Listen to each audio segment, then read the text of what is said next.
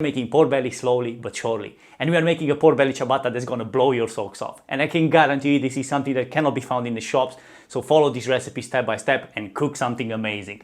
I'll see you at the end of this video. Enjoy the recipe.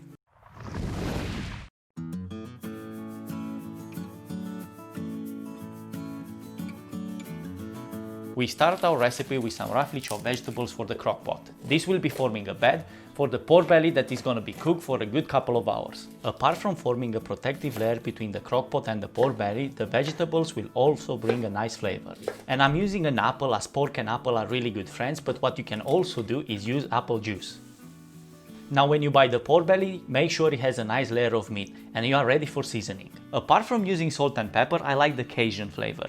It brings something special to this dish, and it has enough spiciness in order to make this ciabatta sandwich special. 2 bay leaves, half cinnamon stick, and to get this to a next level and to have a perfect sticky sauce at the end, just add some barbecue sauce. Now get your hands on that pork belly and make sure you rub those spices until the pork is well coated. And I knew I forget something, it's the ketchup. Same as the barbecue sauce, it will bring a great flavor to the pork, and because both barbecue sauce and ketchup have plenty of sugar, we will end up with a nice sticky consistency after reducing the sauce. Some veg stock and the temperature is set to high, and forget about it for the next 6 hours. Meanwhile, you have plenty of time to follow this simple red cabbage slaw recipe, for which you need 1/4 of cabbage, salt, freshly grounded black pepper and white wine vinegar. Get some gloves on if you don't want to get your hands red from the cabbage, and mix and squeeze in the same time until the cabbage gets softer in texture and until the seasoning and the cabbage are well combined. Set the cabbage aside for 15-20 minutes and move on to the mayo. For this recipe I'm using 2 egg yolks, and make sure you separate them very well from the whites. Personally, I don't have any issues using raw eggs for my recipe.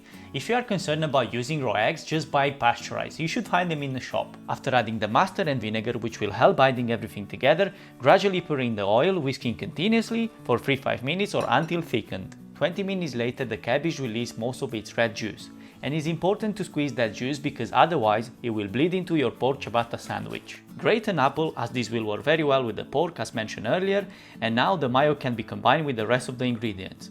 All done, place in the fridge for later. As garnish, I'm gonna be using some beautiful Jersey Royals with the skin on. Simply wash them properly and cut them in 4 or in 6 depending on how big they are.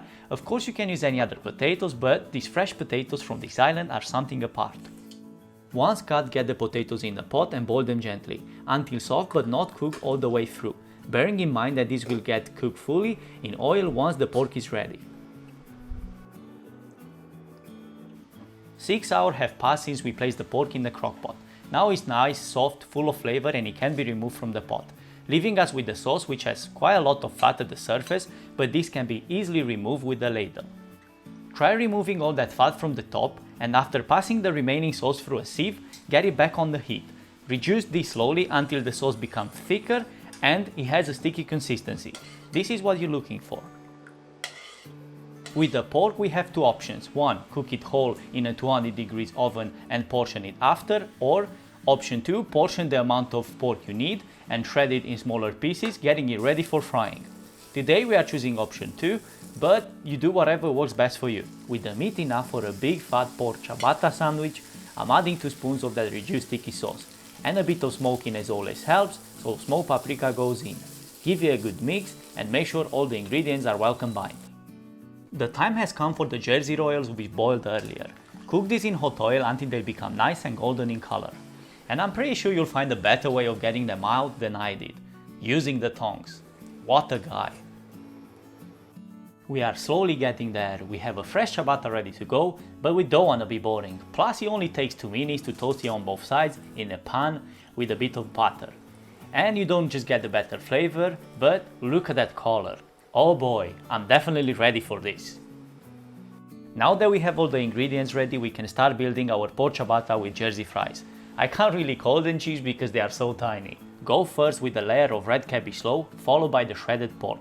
And if you feel like the pork is a bit too dry, more sticky sauce can be added. I am also grating some smoked cheddar over the pork, because what would be a sandwich without cheese? It just wouldn't be called a sandwich. I'm just joking, you add whatever you like, the pork was important and the rest is freestyle. With the crispy fries ready, the pork ciabatta in place, we are ready to dive in. And trust me, it smells absolutely amazing.